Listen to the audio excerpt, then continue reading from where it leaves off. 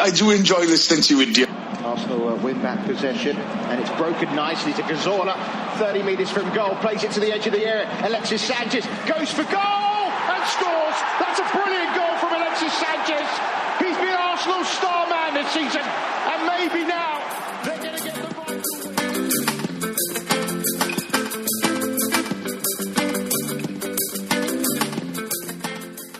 Hello and welcome to Gooners in the USA podcast. Michael! Yes. Did we win anything? I don't know. Since we did last we? talked? I think we did. Is Baby Oliver the good luck charm now? I mean, it's been 3 wins on the trot. Yes, it has. It has been 3 wins on the trot. Yes, he is good luck. Here's what I envisioned for Saturday.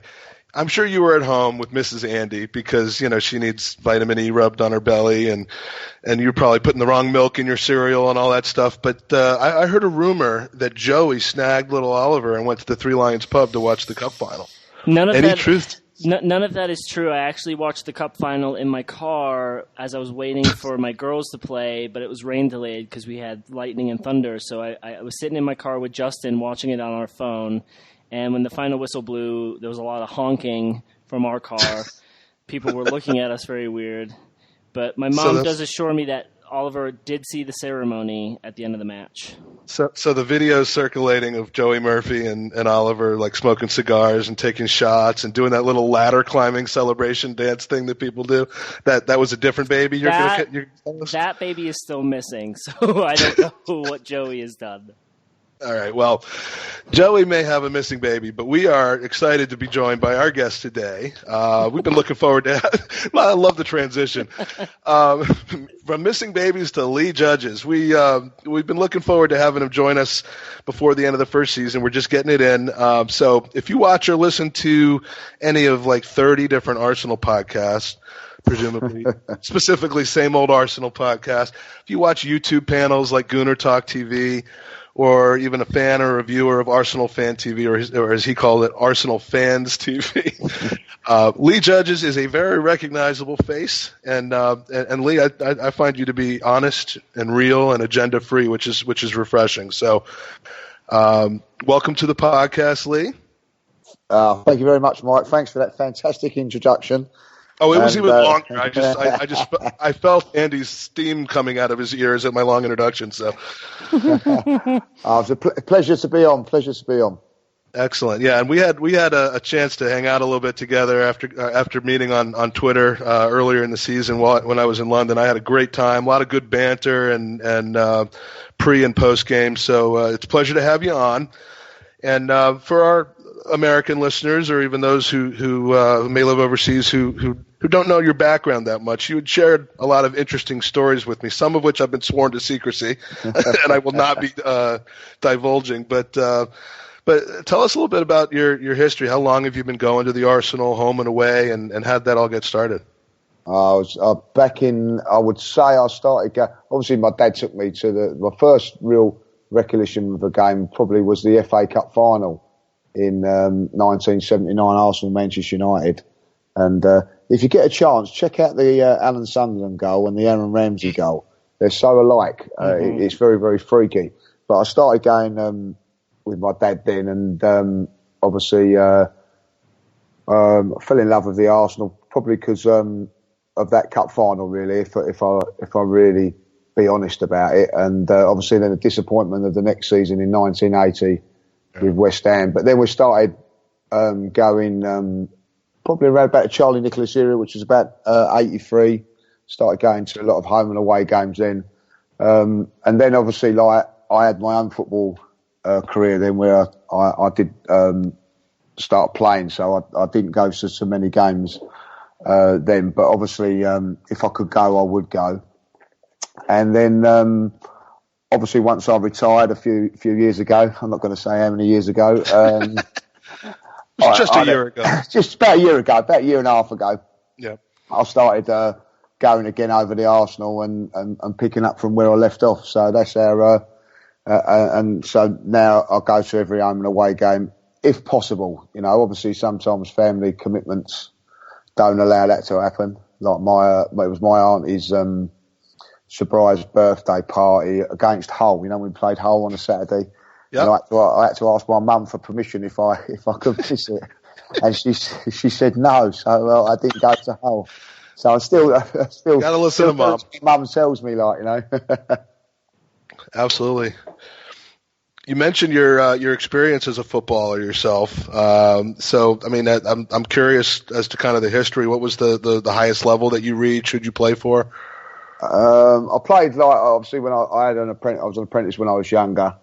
But I got released from that certain team, and then I went into non-league football. From there on, I went to play for teams like Hendon.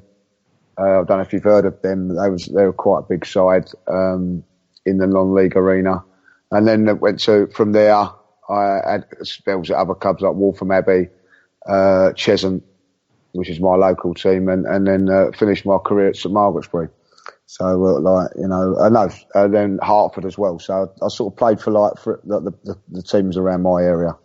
Excellent. Yeah. And so, I mean, it must have been interesting when Arsenal ended up having a couple of games against non-league competition, because how close to that level was where you were playing? I mean, can you imagine during your playing career having a game against a Premier League opponent in the FA Cup? I mean, was that realistic? Well, yeah, I would sort of got to like in the FA Cup you'd have like preliminary rounds, and then you have a first round, second round, third round, fourth round preliminary, and then you go into the first round. So, you know, when the FA Cup starts in January for the professional sort of side, you know, when everybody starts getting real, all the non-league teams are playing from August onwards. So it builds up from there to eventually it gets to the first round. I got to the fourth round qualifying. Never actually got it to the first round. I was one round away from ever getting to the first round proper. So I've never quite done that. It's a great competition. I mean, and so many people I don't think realize how much of it goes on before the first weekend in January when you see a handful of lower division and non-league teams in there. That's accumulating from hundreds, if not thousands, of other teams that get to start it. So it's unlike any other tournament in the world. So it's pretty exciting that you got to take part in that. Yeah. Also, what's unique about it is the first, I think it's the extra preliminary round, the first one, you get about £750 for the prize, and it goes up every 1,000. You know, so if you get to the third round qualifying, you're earning up to about £10,000 for those sort of clubs. There, it's a fantastic boost for the finances. So, it's per club, not per player, right? No, unfortunately not. So you get a little bonus if you start doing well in the FA Cup. That's why we always used to try to do quite well in it, because your bonuses would go quite good from there. Excellent. Now, did you tell me that you spent some time in the States when you were younger as well? Yeah, that's correct. I went into, if you remember it, it was in Knoxville, Tennessee, was the World's Fair. We played in the tournament. I'll tell you what, it was fantastic. It was played in these stadiums, and football or soccer, as you call it over there, wasn't quite as big as what it is nowadays, but it was starting to happen over there. And we played we was from obviously England. There was a team from Germany. I can remember a team being called Cedar Bluff United that were something to do with Knoxville, and it was all going along with the corresponding with the World's Fair, which obviously was a big thing out of there. I never heard of that until I actually went to America. And we went to a game, if I can remember rightly, it was a Pittsburgh Steelers versus New England Patriots in a friendly. I've never experienced American football before. We all went to this game as guests, and at half time they announced that the English team were in the stands, and we had to wave, and all these thousands of fans didn't even know who we was. People were like, yeah. All that, And I remember being there for about 4 hours in this stadium. I think, my God, and I didn't know what was going on. But I've now, since then, become a real lover of American football as well. But my God, for your first experience, no one warned us that you're in the stadium for over 3 to 4 hours. But it's awful. It's awful. I've completely lost my enthusiasm for American football over the last 10 years or so, and just fully replaced it with increasing, real football desire, because it's just like it's pulling teeth watching an American football game sometimes. But that's neither here nor there. So tell us about Randy. You and I have been bantering back and forth about Randy for a few times. Is this just your generic American name Randy, or was there a specific Randy that?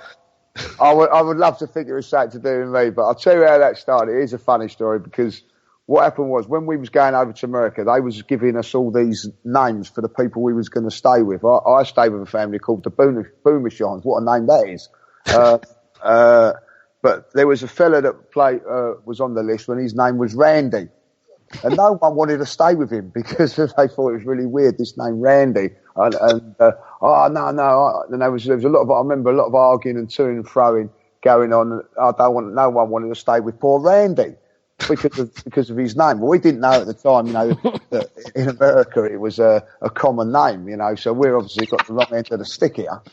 So anyway, it comes out that this Randy was probably the nicest guy you'd ever wish to meet, and everybody wanted to hang out with Randy in the end. So everybody was annoyed that we never got Randy. But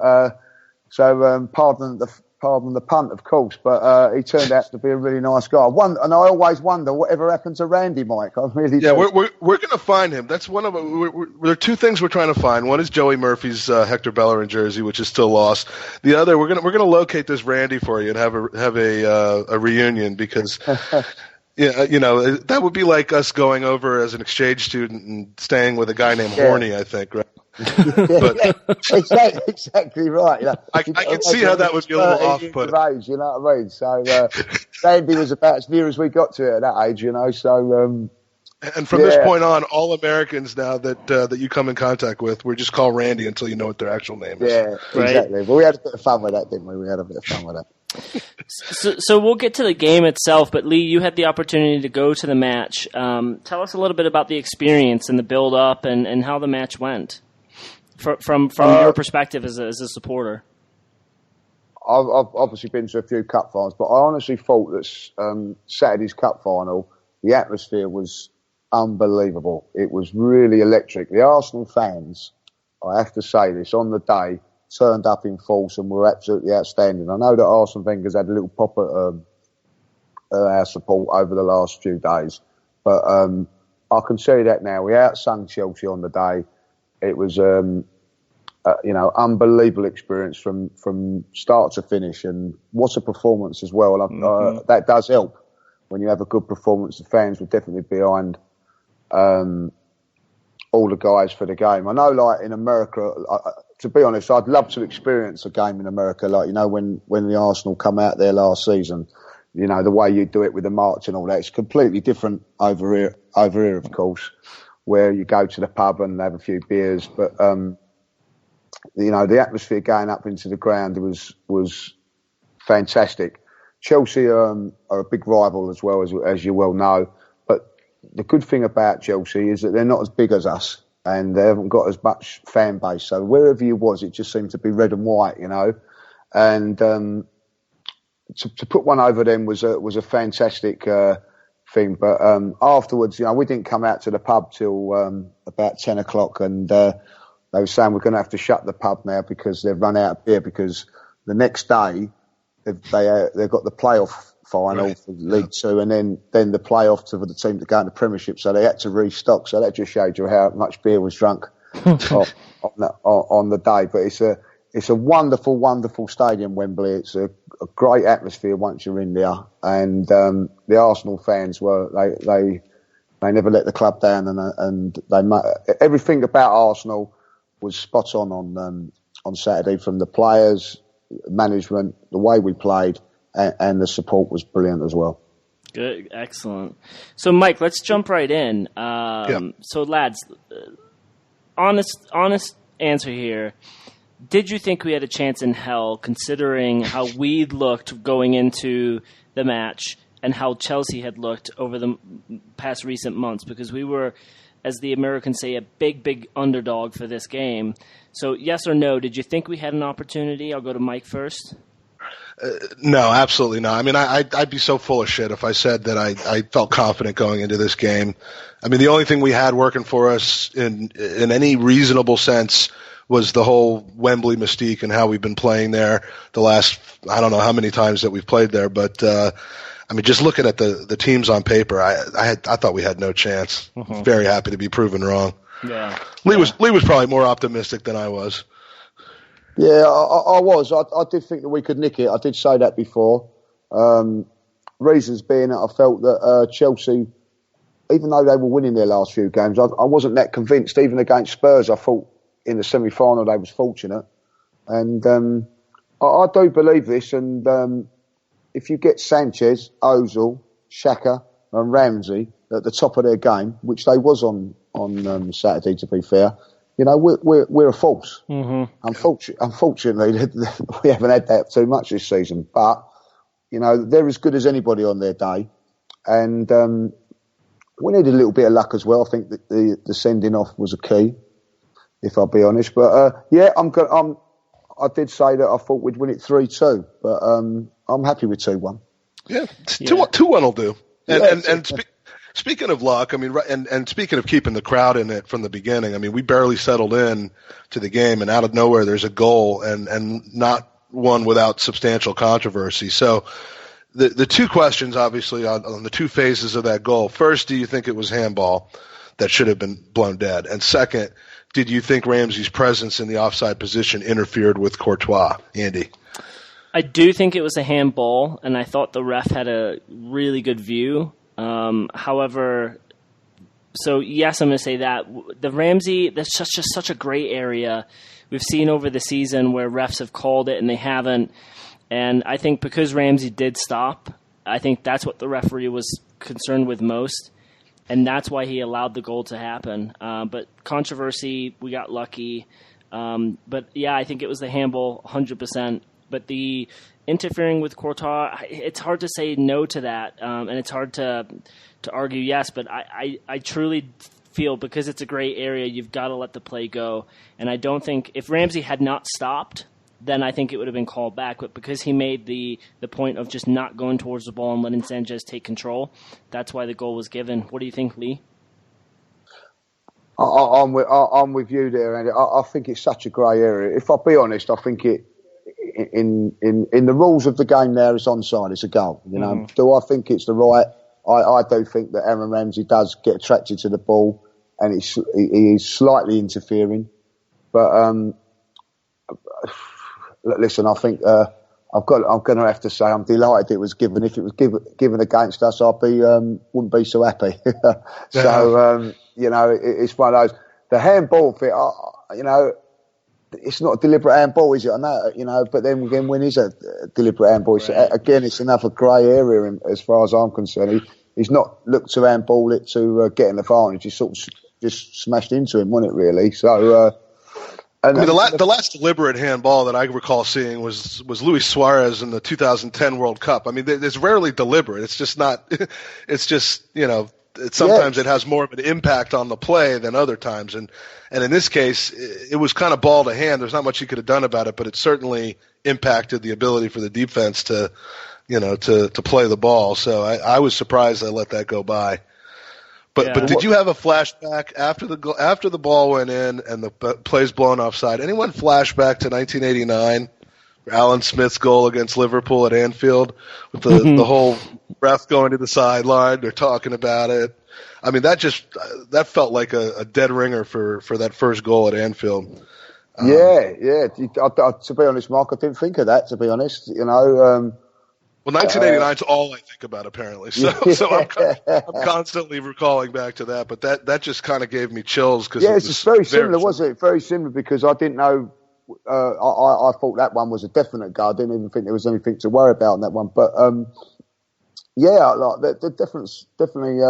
Because when you're in the stadium, I don't know how you guys were when it was there. We were sort of saying, some were saying, yeah, it's definite goal. He's going to give this, and some were saying no.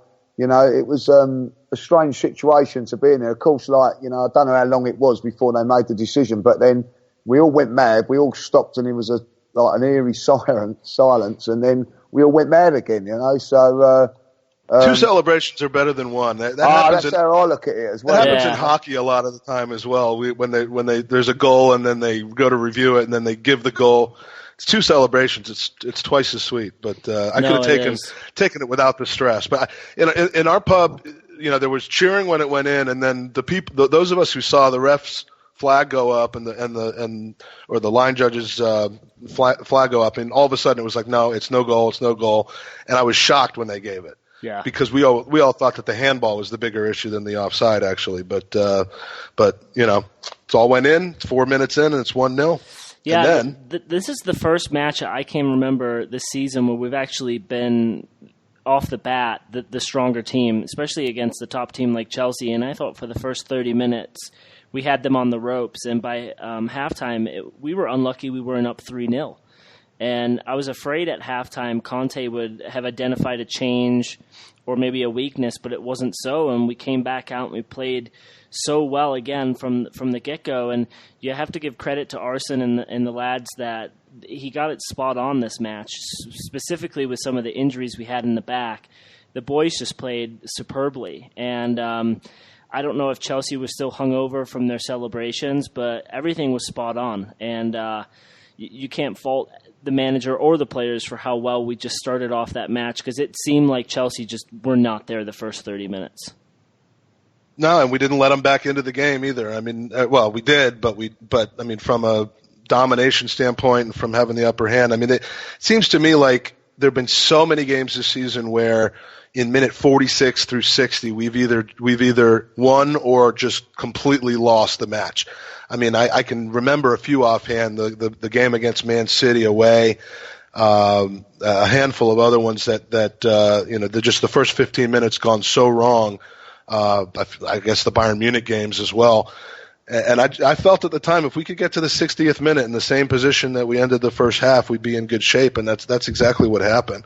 Mm-hmm. Didn't end up holding the lead, but No, but let's talk about that goal quick, because Chelsea came on probably 10 minutes where they had that string of attacks, and I think Costa, being such a slimy piece of shit, he got the goal because Per didn't want to step in, because we know how easy he'll go down, and it just seemed as though Per pulled back a little bit with that probably in mind. So we gave him the opportunity to turn and shoot. I think Ospina probably could have saved, but there was a slight deflection. But at the end of the day, to be able to turn around and score immediately after just shows how tremendous the team spirit was. And Giroud's cross was simply sublime. And Ramsey, that sneaky Welsh bastard with the goal. I mean, he loves to score when it matters, doesn't he? The love affair with Ramsey, the love and hate affair with Ramsey. There's no one in the middle ground with him, and I could tell. I felt like 10 minutes into the second half that Rambo he was in form. He was going to score. I told my friends Rob and John, who I was at the pub with, also substitute podcasters apparently, that he was going to score, and you could just feel it. Of course, I made 15 other predictions that didn't pan out, but yeah, you're right about Giroud. I mean, how many pure number nines, how many center guys can do what Giroud did there, what he does on a regular basis? You expect to see that from Ozil, that type of a cross, blind, right. just beautiful. That's what you expect from. Yeah, you're right. From an out and out number 9. I mean, it was just sublime. And Lee, you said after the game when you were interviewed that Welbeck couldn't have made that play, and therefore the tactics of Arsene bringing in Giroud when he did, just like in the semifinal game against Man City, he got it spot on. I have to say that, I'm one of these with Arsene Wenger, if the guys out there don't know, I am critical when he doesn't do well, but if he does do well, I praise as well. And I do see both sides of it. I thought on Saturday, he tactically got it spot on. There was a game, you could see there was a game plan of how to go about beating Chelsea, and they played it to the tee. I have to say that. And bringing on Giroud, I don't think no one, Andy said that it was an Ozil type sort of pass. I don't think there was anybody else on the pitch other than Ozil that could have done that. It was absolutely sublime. He was right. He ran when he put that cross in. He ran towards right where we were. It was absolutely sublime to see that. And Ramsey being Ramsey, ghosts in and leaves the player of the year, Conte, looking around, where's he gone? I know it doesn't look great, but to do that, he doesn't let nothing go by him, Conte, but somehow, or Kante, should I say, but somehow Ramsey does just go through him and just has a lovely finish. And because I don't know about you guys, but I felt that even when they equalised, because they was down to 10 men, I said, so be it, I felt that we was always in control of the game because they had 10. I did feel that. So, but I hadn't even begun shitting in my pants yet before we equaled it back up again. I mean, I didn't think it would be that quick. No, exactly. And to be honest, I felt then that. But once Ramsey got that goal, I felt that we was going to go on and win the cup. Then I did feel that, and the actual emotion from around the ground in the stands when that was fantastic. I just hope you guys was able to experience the listening of that when on the TVs and all that, because it was, to experience that was fantastic. And it came through loud and clear. And we've there's also been there's been YouTube clips from the stands. We've had some American Gooners who are active on the Facebook groups and Twitter who were actually in attendance at the game and posted pictures and videos. That's the community, the worldwide community, just kind of sharing the experience with each other. And it enriches it so much more for all of us, just being able to get that view from inside the stadium, even if you can't be there. Yeah, fantastic. I'm glad you did, because you guys do. When people say about supporting Arsenal, I have a few American followers, and they was getting up at 5:30 in the morning and going to the pubs and watching that game. And I said, 5:30, and they say, oh, that's normal. Sometimes it's even earlier. Huge admiration for you guys for doing that. And you know what you call that kind of a supporter? Alcoholic. What'd you say? An alcoholic. Yeah, that's exactly what I was going to say. It's an excuse to have a drink, then. Is that what you're saying? Yeah. Were you an Arsenal supporter before you were an alcoholic, or were you an alcoholic before you were an Arsenal supporter? Right. Here in Denver, when it's a 5 a.m. match, Drew will have donuts and beer in the parking lot before the pub opens. So definite alcoholism. And after the game is over, there's always a bunch of donuts left. So that's the good thing for you guys, though, that once you've won the game, you've got a lot more time to celebrate it. We do. We only had a couple of hours before we got to be thrown out of the pub. You've got another 6 or 7 hours to milk the day. But fantastic. on the flip side of that, when you get beat by Bayern, however by 5 or more, you have the whole day to think about it as well. You don't just cry yourself to sleep. Yeah, that's true. It can ruin a weekend, that's for sure. One more quick thing about Giroud. I mean, there's so much controversy about, is he dead weight? Is he good enough? I think most people would agree he's not a number one striker for a top tier team and shouldn't be, but he seems okay being in that plan B role. I mean, there's just few people that are better with their head that are also so good with their feet and lay the ball off perfectly. I mean, I looked to see what his assist numbers this year, and he's only had 3 in the Premier League, but of course he only started 11 games, only played in 18. But it just seems like a lot more than that. And I bet if you go back over the last few years, he's probably for his position one of the leaders, if not the leader in assists. He's a guy that I think you gotta keep. And that said, if keeping him is keeping the spot away from a top tier, world class frontman, then that's a problem. And on the Short Fuse this week, which is a website that we like a lot, one of our former guests, Michael Christman, said if you could get 20 or 25 for him for any of the second tier French clubs that seem to be lining up, Marseille, Lyon, those types of teams, that we should do it. Would you at this point let him go for 20, 25 million? I would. For 25, yes. Because he is 30, but I feel like if they came in around 10 to 15 valuation and Giroud's comfortable not being that out and out player, he's a great depth player. And I think if we tactically bring him on against teams that are strong in the air, it just gives us a different formation and a different look. I think in our current formation, he gets lost a little bit and he struggled to find his feet. But he's going to be a great depth player, and we always say we need that. But you're right, Mike. If it stops us from bringing in a Lacazette or an Aubameyang, then yeah, he needs to go. I don't think that one of those French teams would pay 20 to 25 million for him. I think it'd be closer to the 15 mark or less. And in that sense, I would say no. But he loves to come up when it matters. He scored some big goals for us. He's had some big assists, and you can tell he loves the club, and that's what we want, right? But I would like to see him stay, but I would like to see us bring in players that are going to push him to be a better player and start over him. Lee, What do you think?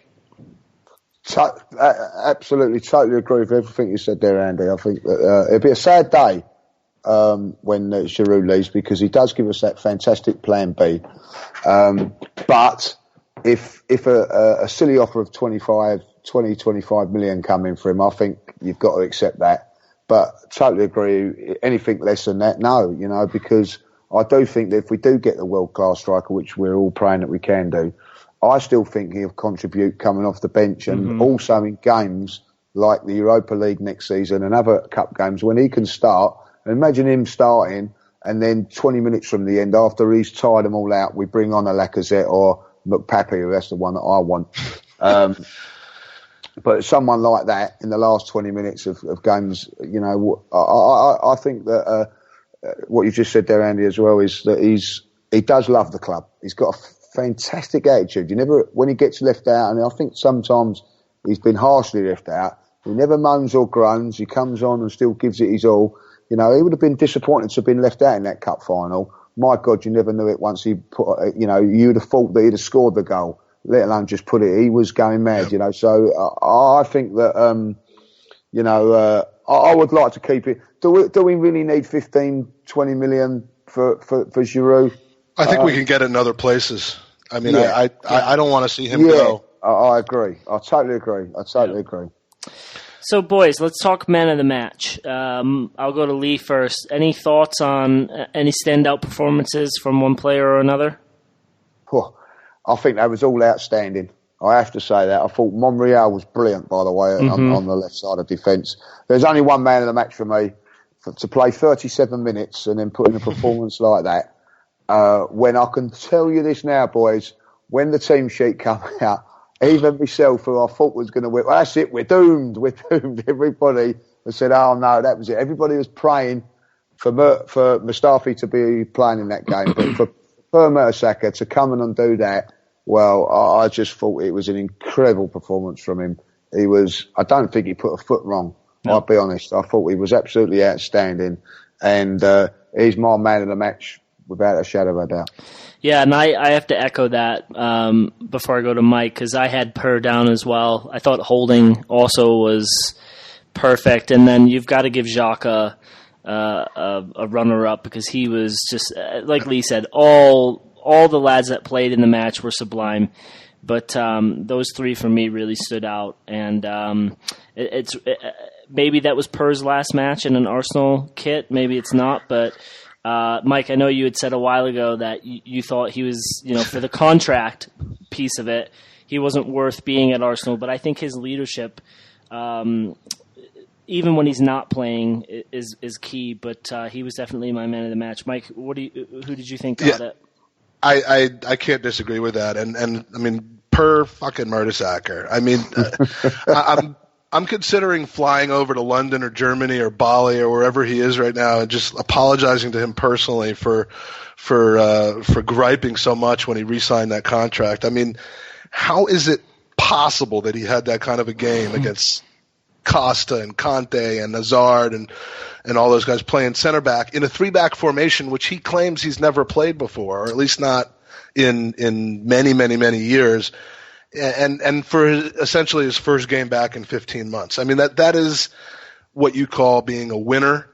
That's what you call having a sense for when things matter, being a leader. And I saw a video that was made before the final with Rob Holding and Per Mertesacker. They were sitting in some goal on looked like the London Colney indoor pitch, and they were sitting so close together. It looked like Purr's legs were so long, it looked like they were scissoring each other. But they were just asking each other questions, and Holding was like learning from him, and Purr was laying down the wisdom, and I mean, it was a feel-good little clip, and I was incredulous about them spending $70,000 a week on a guy that I thought at the time might never even step on the field again. But I mean, if he can be like the Rob Holding whisperer and just be in that guy's ear all year next year and play a few games, Community Shield, FA Cup games, whatever it is, that 1-year contract could be reaping rewards for years. And I mean, he was my man of the match. He earned my eternal respect.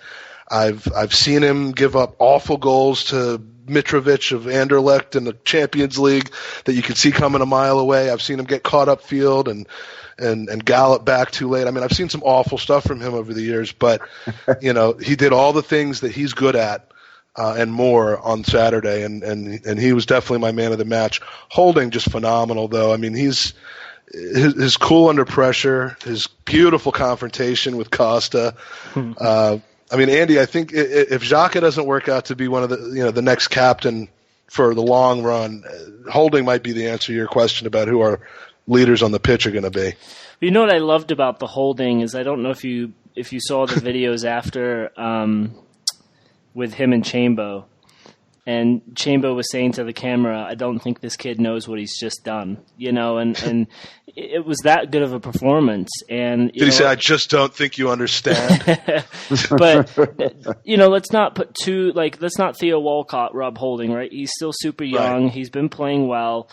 Could he be a future leader? Possibly. But, to see him stand up to Costa and keep his head for the rest of the match, because Costa was probably going at him a little bit to see what he could do.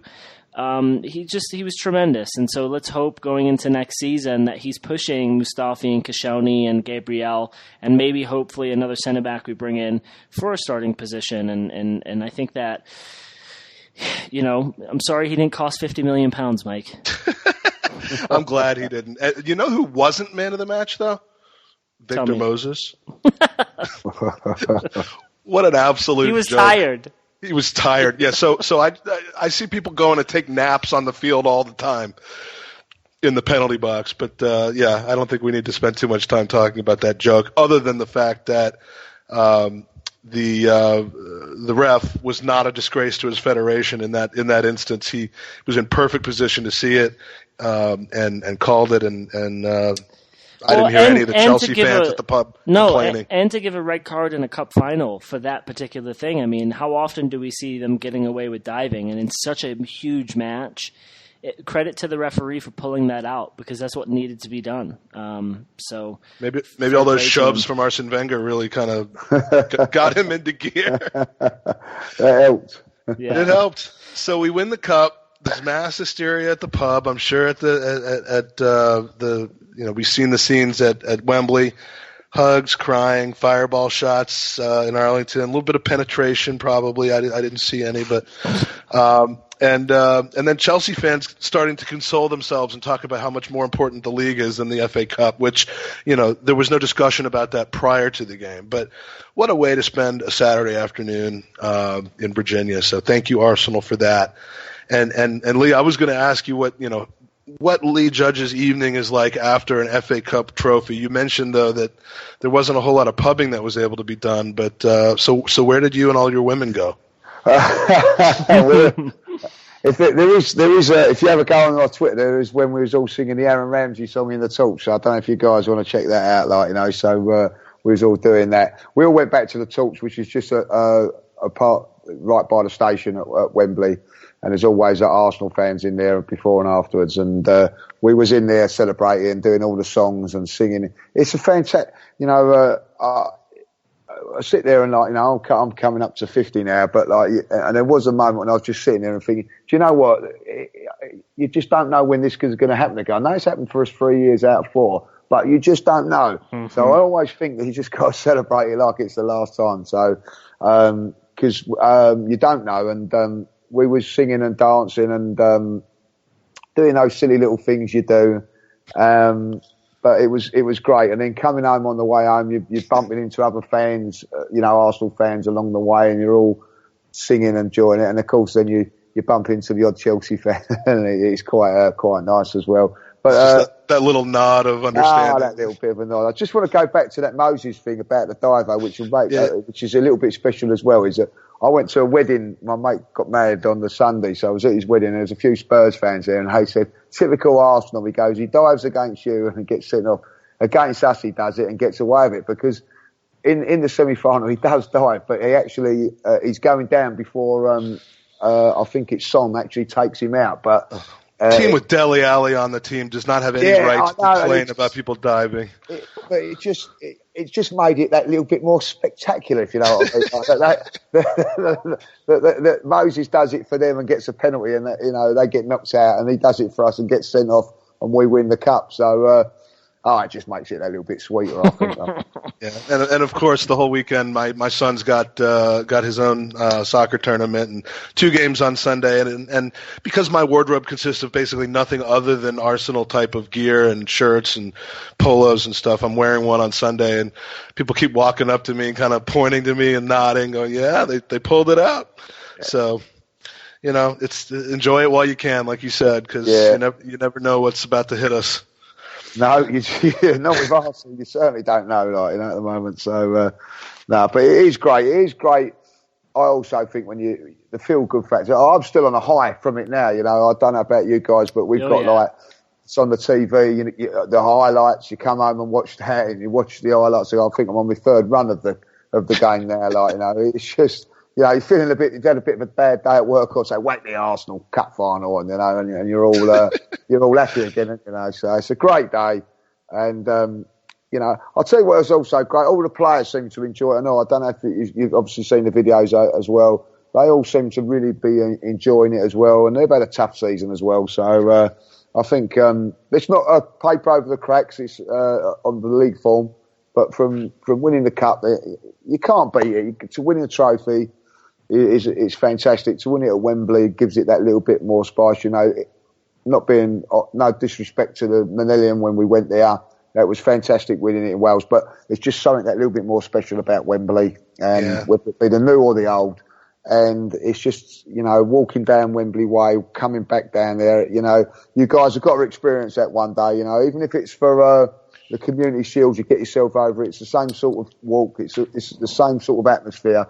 But it's just. Well, I finally made it there, but it was for England-Lithuania a couple months ago. It wasn't quite the same experience as an Arsenal. Not at all. I think I fell asleep during the game actually. Yeah, but for an Arsenal game, and I'll tell you what a lot of fans do, which is a good thing as well. A lot of fans have not got tickets for the game, but will experience that and then go and watch it in the pubs around the Wembley Way. So that they could got that atmosphere of what it's like around Wembley as well. So.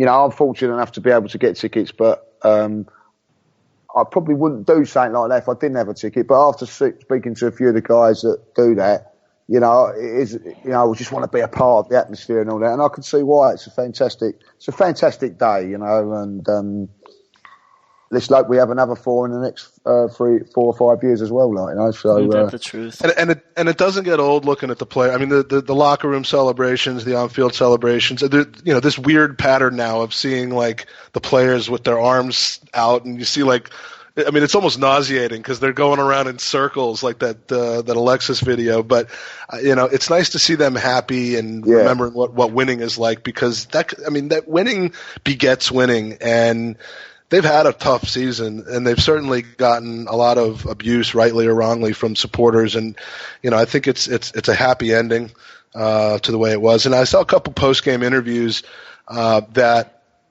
kind of gave me some thoughts. And one of them was with Alex Oxlade-Chamberlain.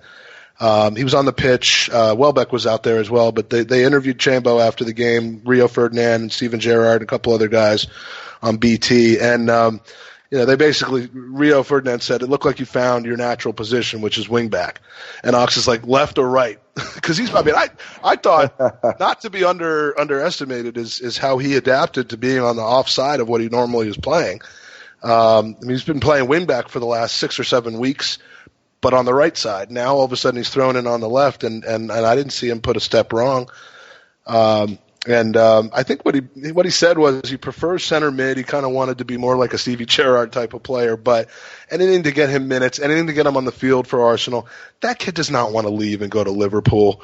He will if it comes to it, but I don't think he wants to. He's my man of the season, not named Alexis. Yeah, without a doubt. And we need to hold on to him. He might, I've said before, I think he's the second most important player, not the third, that we need to re-sign this summer, although I'd like to certainly bring all three back. But and I'm going to take personal credit for Chambo's season because, who did he spend 20 minutes on stage with in California this summer? He did. Season playing movie trivia. And he also spent 5 minutes on the street with me. Yeah, well, he spent 20 minutes with me. And so he's 4 times more influenced by my suggestions it just couldn't be happier for him. Let's put it that way. And I have a sneaking suspicion that with tomorrow's announcement with Arsene, we might see 1 or 2 players that have signed contracts. I don't know if you boys agree, but it might take some sting out of the whole, hey, Arsene's re-signed and so has blah, blah, blah, and hopefully that's the case. And he's on that list. So let's talk about Arsene for a second. And I don't want to get too negative. The news is becoming more and more clear. Without an official announcement, it looks like there's been a battle between Wenger and Gazidis, and Wenger's pretty much won that by simply going around him straight to Kroenke. I mean, that's the impression I'm getting. Mm-hmm. They apparently met yesterday, ironed out a deal, and the board's supposed to be rubber stamping it pretty much as we speak for 2 more years. And the only thing that bothers me is the rumors that he's puffing out his chest after the cup win and kind of demanding that, if you want to keep me, there's no director of football. We got to do things my way. And, the best presentation to make for me staying is for them to watch the game from Saturday, and there can be no doubt. And, that kind of stuff I hate to be worried in a time where we should be celebrating, but, that's really kind of ridiculous thing for him to say. Because if he puts that video in to show them the game, and it accidentally shows highlights of the Palace game or the West Brom game or the Watford game or the Bayern games or the Liverpool matches or the Everton game, that doesn't support the cause either. So all I'm going to say is that he's going to stay. We need to get behind him. Once again, we're hoping upon hope during the summer that some things change with regards to the transfer strategy and how we get ready for the beginning of the season in August. But I don't know. It's maddening to me to hear those kinds of things. And Lee, how are you coping with the news, or are you just still celebrating from the success at this point? I'm still on a high from some Saturday, so I'm sorry. But thanks. I look at it like this, I think there's been a certain change over Arsenal in the last few weeks. I can see that there is this attitude with Arsenal before we're Arsenal, we just go out and play and we can beat whoever. That's changed now, because they certainly looked at the Chelsea game. It looks like we was coached into a defensive unit. They knew what to do once we lost the ball, where to be, and it seems like they are now being coached. And that's all I wanted from an Arsenal team, is to be, because we've got the ability, is to be coached when we're not playing against a team that's probably as good as us or on the same level of us. We're going to have to be tactically coached. Now, if you've got 2 teams that are on the same level and one's being coached and one's not, who's going to win?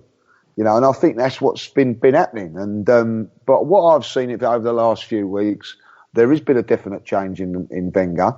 There looks like there's more organisation to it, to detail of the opposition. Also, which I think has got to be done when this announcement is made, is that the board are going to come out and say, look, the season's not been acceptable. Let's be honest, it's been a failure on the league front, and it has, and the Champions League front, if you're going to be honest. So what we're going to do to rectify that, and I think what they've got to do to rectify that is buy a world-class striker, get that in place. With the team being coached properly, I think Arsenal could do well with or without Wenger. And if, there is a question, if, my argument is, if Wenger is to leave and Allegri is coming in, then let's get the deal done straight away. But but there doesn't seem to be anybody out there. Now, that could be down because Wenger's let that happen, but by not being a bit stubborn and not letting anybody. But there isn't anybody, like the Borussia Dortmund manager's just left this week. But would you really want? Is that what we really want? Not really. It's got to be. If we're going to lose Wenger, there's apparently more to that story than performance as well. So I mean, you don't know what's going on with him, but yeah, I mean, at this point, he's staying. Well, it's the messaging about how they announce it, how they recognize what did and didn't go right over the last year or two, and what they plan to do about it. And then, of course, actions speak louder than words, and they're already behind the eight ball with, as compared to their rivals like Man City in the summer transfer market, and without the Champions League spot. There's a lot to do this summer, and the longer the summer goes on without action, the more people are going to start to fall into those same patterns. And I hope that there's a clear messaging that's sent when this change is made, and it's not just Arsenal's in charge and no one can challenge him again. Well, I think, unfortunately, Mike, I don't think anyone can challenge him. As you said before, he went over Gazidis' head and went straight to Kroenke. I don't think Gazidis will be at the club. I think he's going to be gone as well. And that's fine, because every time he comes out into the press, it's usually a lie, or nothing he says actually happens. I'm kind of on with Lee. I think there's been change over the last couple months at Arsenal. I think that formation change was probably the biggest. And after a couple weeks of that, the players kind of came out and hinted that. That kind of came out of the blue. And so I'm hoping that Arsene sees, changing the formation, playing, what have we played, 8 or 9 matches, and we've only lost once. So hopefully he does see that the change, he needs to mold. He needs to mold with the game. And I'm hoping that when he went and met with Kroenke, he went in with a plan of saying, this is how much money I need. These are the players I want to identify in the market to bring in. But we got to cut some dead weight as well. We need to get rid of 3 or 4 players in this squad because they're just not good enough. And they're holding back us bringing in better players. And we mentioned it before. If we're going to keep Giroud, that should not mean that we don't sign a world-class striker. If Right. Mahrez is truly on the market and there's a price tag where it's believable, I would take him over Theo Walcott any day of the week. And it's you just played into a point that I really wanted to make, which is, to me, every summer I feel like there's one thing that if it doesn't go the right way, it just tells you everything you need to know. 2 seasons ago it was, are we going to sign a DM? And I was rooting for Schneiderlin at the time, because I'm an idiot. But there were a lot of guys, Wanyama that was available, and others, and we didn't do anything. We just bought Czech. This season, to me, if Theo Walcott is not sold, it tells you everything you need to know about Arsene's intent and his loyalty, his misplaced loyalty to guys. I mean, his market value's high. He did score 19 goals this season. He's not over the hill yet. But he has no spot on this club, and he's a sign of our inability to let go and move on. And I think if he's sold, I'll wake up and open my eyes and say, wow, that's actually a recognition. But if he's not and he's back on the squad, then I have a feeling a lot of the other guys are also not going to be sold as well. But Lee, do you feel what are your thoughts on Theo? Oh, it's a difficult one. He's got 19 goals this season, but if we're going to play this sort of system, I don't see him fitting into it. And if he is going to play, he's going to play up front. Now, do you know when you was talking about Giroud and getting a good offer for him, would you sell and would you not? I think if we got a good offer for Theo Walcott, I think it's time to take it. And I would say yeah. But on the back of that, just not sell him and not get someone in a bit more spectacular. I'm with you on this one. I would sign Mahrez because he was one of those players that can open up things, particularly at the Emirates when everybody's defending against us. I believe that Walcott hasn't got the guile to open up teams as much as, say, someone like Mahrez. But away from home, when teams are pushing us, then you could use Walcott. But when you look at it from that point of view, I think it does come down to, like, next season, if you buy a world-class striker, you've got Giroud, you've also got Welbeck. It's a decision out of Welbeck and Walcott who you'd keep, and I just feel that with Welbeck he can do a couple of roles better than Walcott. So I'm with you guys on this one. I think it is the time to sell. Would anybody prepared to buy him though for 25 million with the wages that he's on? That's going to be a difficult one. I know when you turn around and say, "Oh right, yeah, sell him." Maybe it's going to be a bit easier said than done, if you know what I mean from that point. But the wages are the killer because he's on top money. He's instantly going to be one of the top earning players, if not the top earning players at most teams that might have a need for someone like that. I mean, not assuming City's out. Liverpool, I think, is aiming a little bit higher than Theo Walcott right now in their transfer policy. So if we're talking about mid-table teams, 140 grand a week is your problem. Well, and let's see what happens, too. I mean, there's going to be some big moves this summer with some big European clubs. And you see the likes of Griezmann more than likely going to United. And so maybe Atleti turn around and they look at a player like Theo because they play with a lot of speed. No, you're They're signing Lacazette. Yeah, maybe not, but they play with a lot of speed. So I'm just saying, my example, Mike, you fucking asshole, is that don't just think your England clubs are the only ones that are going to be in for a player like Theo, because I do see him fitting into some other formations outside of England, and maybe he will go abroad, but he needs to be moved on. And he would need to get one of those adapters for his coffee machine, though. He would need to get an adapter. He would. Let's go to listener questions, Mike. Actually, just real quick, I just wanted to say congratulations to Huddersfield Town. Now, Lee, you might remember back to when Huddersfield Town was winning things. Yeah, right. You cheeky shot. No, I don't. Right? I don't even remember when I was in the top flight. You know what I mean? So yes, exactly. You asked me to come on and then you abused me. Herbert Chapman. You were mates with Herbert Chapman, right? Right, just sorry. So Huddersfield Town joined. It's not so bullish when he's face to face. I can know, tell right? You. This is what I deal with on a weekly basis. I'm hiding behind Skype right now. Ever since I met Mike, I had to get a therapist.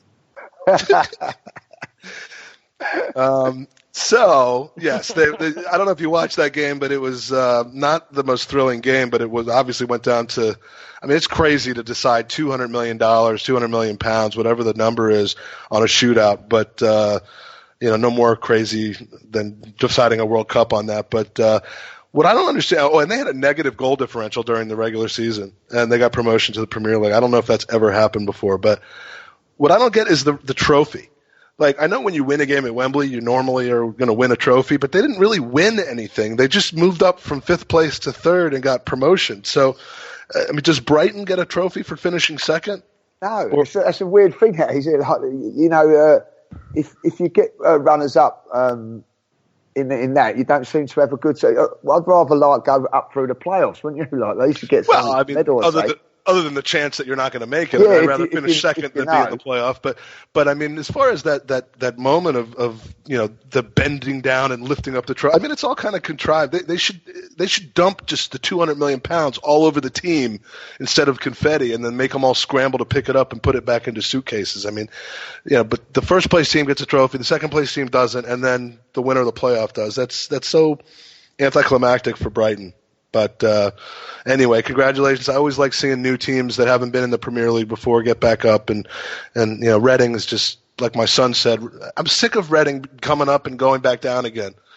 Like he's seen that his entire life of 13 years. But congratulations to Huddersfield Town. So we held over some listener questions from last week because in our podcast last week we had some emergencies that pretty much cut it short. Little diaper situation, I believe. Yes. And that wasn't with your son. It was with me. Oh. No, cheers. But first question is, Lee, I know you know this chap, at Lee Gunner 82. Lee's a regular on the Gooner Talk TV and a couple other platforms, and he tweeted us a question from his office, which is usually located in his car outside his house. What positions need strengthening, and who should be the players to sign? So this is our serious question of the day. Andy, name 2. Lacazette and I would like to see a Verratti-type player in central midfield to push the likes of Ramsey. It appears that Jack won't be playing for Arsenal again. I hope that's not the case, but a Santi Cazorla-type player that's a little bit younger that can come in and push. All right, and will either one of them sign for a team that's not playing in the Champions League without us having to commit $250,000 to them? No, I've said it in the past. I don't think that really matters. When you get to play for a club like Arsenal, just because one season out of the Champions League, that doesn't matter. And if you bring in that type of quality, and we need to sign players that are going to turn Sanchez's head to say, yeah, I want to stay. But there's no doubt about that, right? But when you look at the whole picture, if you're a Lacazette type of player, you know you're going to go and play for Arsene, who is a player's manager. When you see the type of players that you're going to be playing with, your thought is, I'm going to help this team get back into the Champions League, not I instantly need that Champions League, this next season. And it's Europa League. I get it, but you look at United. We could make a run in this cup. We could definitely win it. We could go deep in the cup, Mike.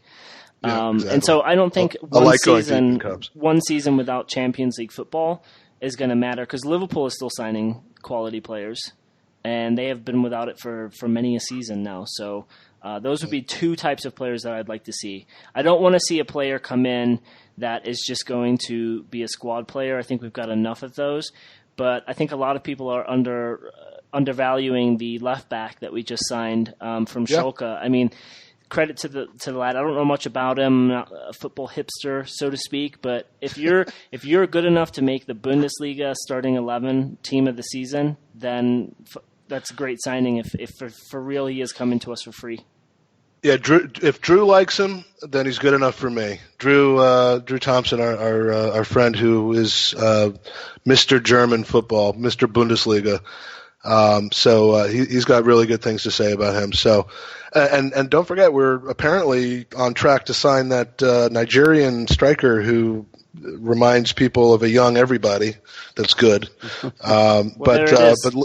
There it is. Transfer's done. We're good to go.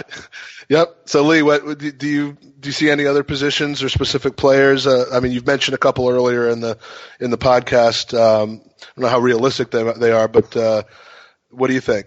Well, realistic or not, I would like to see. Is it McPape or McPappy or McPappy? It's whatever you want to call him. Whatever I want to call him. I would love to see him come to the club. Now, by getting him, we'd have to sell probably Perez and Walcott, so be it. I would also like to see another central defender in the ilk of somebody like Van Dijk at Southampton, big, powerful, strong player. I'd also feel that we need another. I think Shaq has been outstanding, by the way, for the last 3 or 4 games, but I still feel that we need someone with a little bit more, a bit more power in there, a bit more steel. I would bring in somebody there. We've got El Neni that can do that, but I don't think he's going to really push to be a real star, if you know what I mean. So we hardly need both El Neni and Coquelin going in the next year, do we? We could sell them and bring in, I don't know, sort of like someone of the ilk of a Wenger. I don't want him because obviously he plays for Spurs, but somebody of that ilk that I would like. I just want to see the spine, the destroyer, a destroyer in there, strengthened, and I do think that we need to be looking at the goalkeeping situation. Petr Cech has been outstanding for us over the last few games, but Ospina looks like he's on the way because he's played in the cup final. As soon as you play for a cup final, you leave the club. So he's gone.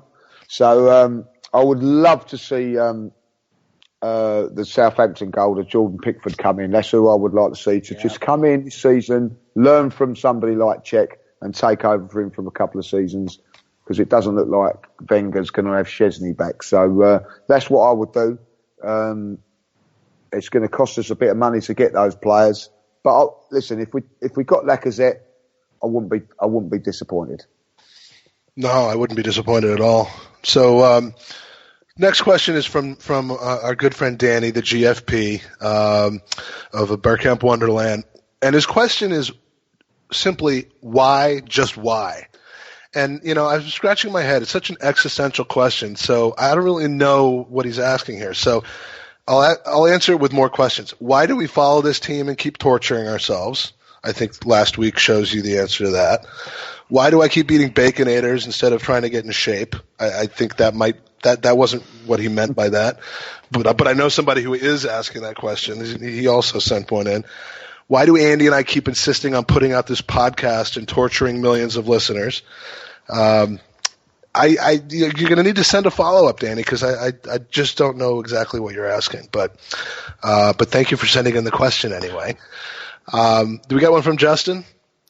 We do. Justin from Denver, who it's not really a question but a statement. Champions League before our podcast, 19. Champions League after our podcast, 0. He's willing to give us one more season to turn it around, but then it's hashtag GIT, Gooners in the USA, out. Justin, go fuck yourself. We won the FA Cup. Yeah. However, he is in Vegas right now, and I just asked him to put a 10-pound cheeky bet on us winning the league next season. So do that first, and then go fuck yourself. Is it 5,000 to 1 like Leicester? He said that they don't have it out yet, but he's there for another week, so he's going to try and get it in for me before he leaves. So much like Arsene Wenger, I think we're only one or two good guests away from really breaking through and winning the podcast premiership. Mm-hmm. And Andy and I were having crucial contract talks over the summer. With that being said, Lee, you're like the Xhaka of our signings, guest-wise. Yes, that's a good thing, by the way. But I don't think we need a director of podcasting. We're going to do it our way. It's our way or the highway. So we're also signing for another 2 years. And then from pod favorite Bobby Chakraborty, why won't Wendy's open a branch in London? Bobby, what's going on with him? Bobby has actually been tweeting about the Baconator a lot recently, Mike. And like you, I'm starting to worry. Lee, have you heard of the Baconator? I've never heard of the Baconator, but I've heard of Wendy's. They used to have one in Wood Green in London. I don't know if that's still there, but when I was out in America, I've been out obviously a few times out in America, I think Wendy's are the best. Do you agree with that, or are you a McDonald's person? But I don't know why Wendy's says the guy who has a Big Mac sitting in front of him right now. Yeah. I do like a bit of McDonald's, but when I was in America, I always liked the Wendy's, but all they've done is they're getting more and more extreme with just piling on the mayonnaise and the bacon and sometimes I just get lost inside the Wendy's and I don't come home for a week. The only Wendy's they have in Europe, Middle East, and Africa, they've got one in India, United Arab Emirates, and then the Republic of Georgia. And, Mike, I'm on the Republic of Georgia's Wendy's website, and I do not see a Baconator. Well, yeah, I would imagine in some places the Baconator isn't going over as well as here. But yeah, the Baconator is probably the single most reason why I have doubled in size since we began doing the podcast. Oh, no, they've got it. They've got it. Oh, thank God! Yep. Now I can finish off planning my trip to Tbilisi or whatever the name of the capital is. I don't know if we have any listeners from Georgia. I think we do, but so that's listener questions. We'll probably solicit a couple more since those went so well for our next podcast. We normally do a preview of upcoming games here, but so here's our summer schedule because believe it or not, it starts again in like 6 weeks. It's ridiculous. Couple games against Australian opponents, Sydney FC, then Western Sydney Wanderers.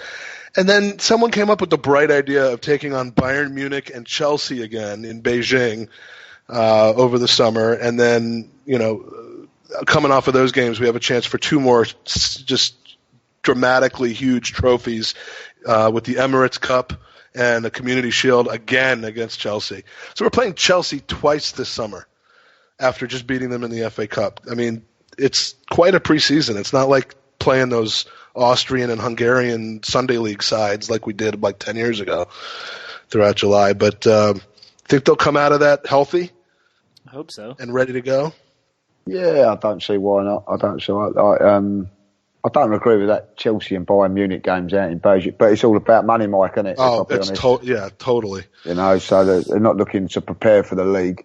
I've been a little bit worried over. Do you remember, as you said there about the Austria thing? Arsene Wenger used to say, "No, I want to keep the pre-season friendlies close so that we're prepared for the beginning of the season." Now they fly off to all these different places because the money, and when it comes to the first game of the season, we're never bloody prepared. So it is a worry to me. It seems to be like putting the money first before the prepreration. To be fair, though, a lot of the other teams are doing this. I mean, they all do it now. The other teams have been doing it even more than we have in the last few years. And exactly. But what I'd like to see is, let's have a good pre-season.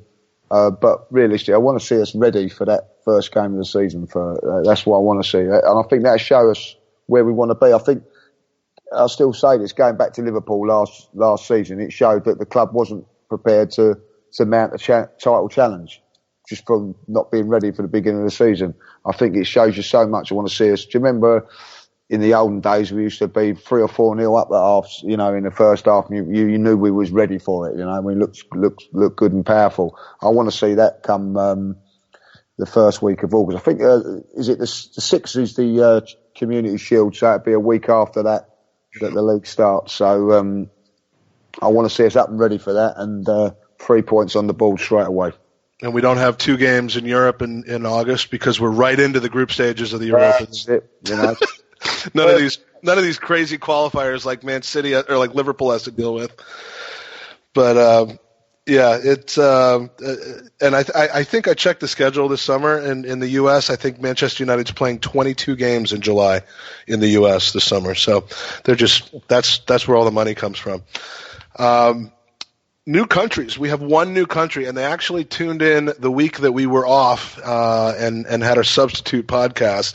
So I just want to thank Rob and John for finally adding Uganda to our countries as our 87th country that's listened to us. Would you think that we would have people from 87 countries listening to us, Lee, with this bullshit that we put out every week? Yeah, listen, guys, I'm saying because. You two guys are very, very good, and over here I enjoy listening to you. So don't knock yourselves. I think you're very Thanks. funny. And could also, I have to say, could I have fished for that compliment anymore if I had tried? And the American way of life over there, your football as well. So it's I get lots of the Americans coming over from and watching games and all that. They know your stuff, you lot. So it's great to have you on board and in the Arsenal family, as they say.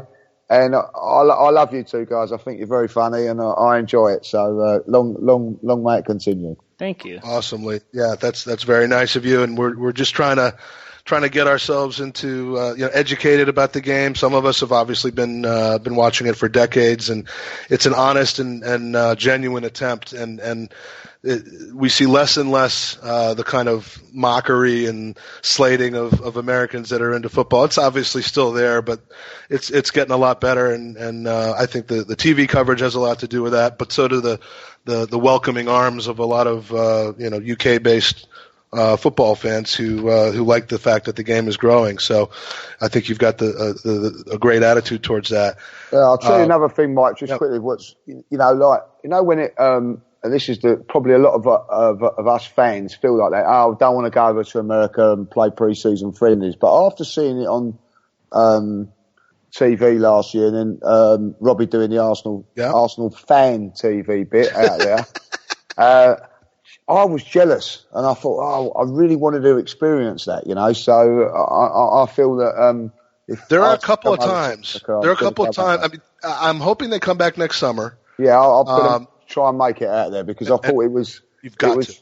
The parade and everything down there. It's a different experience, and as an Arsenal fan, I think you want to have different experiences, And I was so impressed with the fans, all in the red and white shirts and all that, So fair play to all you guys out there. It's a big deal, and it's not even just at the it's not at the games, before the games, after the games. It's the day before, the day after.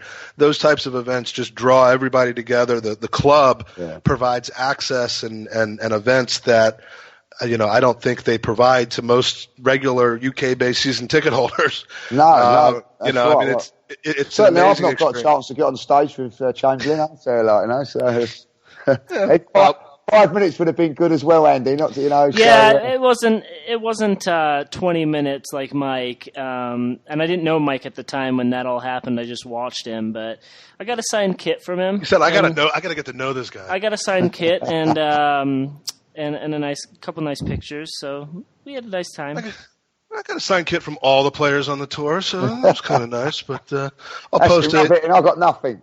You've got nothing, but well, I got to pick a number that's not going to offend you. Nothing like 30 years of amazing memories, 40 years of amazing memories. Yeah, you have to rub it in with a 40. Go on. I almost went 80, but that was.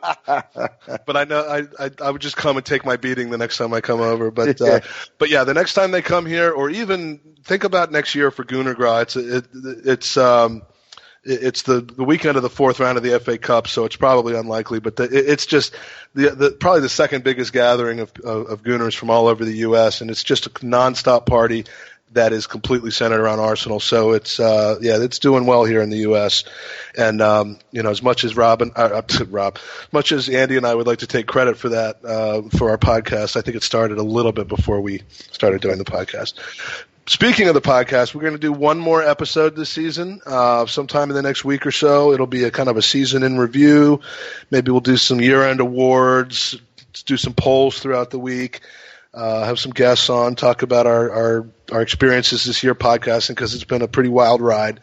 And, at that point, we'll have some finality to the Wenger situation. And my hope is that we really won't have to talk about it. It'll just be what it is.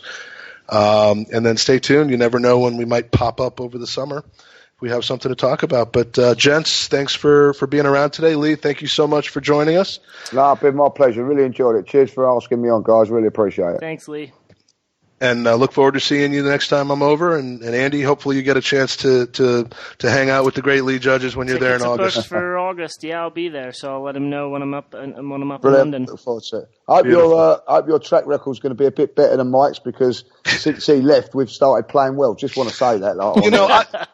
I have been. Last game was Crystal Palace. Just leave it at that. I've been to 11 Arsenal games, both in England, home and away, and in Greece. Since 2013, the only one that we've lost was that Crystal Palace game. So I decided to get out while I still can, because that was we saw the last 4 in the back game, I think, and it was all popping off after that. But anyway, thank you guys. Cheers. If you have a chance, tune into the Gooner Talk TV. It'll already have been aired by the time you hear this, but it's a great show every week. Hosted by our friend Tom Canton, and Lee regularly makes appearances there. And same old Arsenal podcast, available on iTunes, and Lee will call you and do the show over the phone with you if you ask nicely. And that's about it. Come on, you Gooners.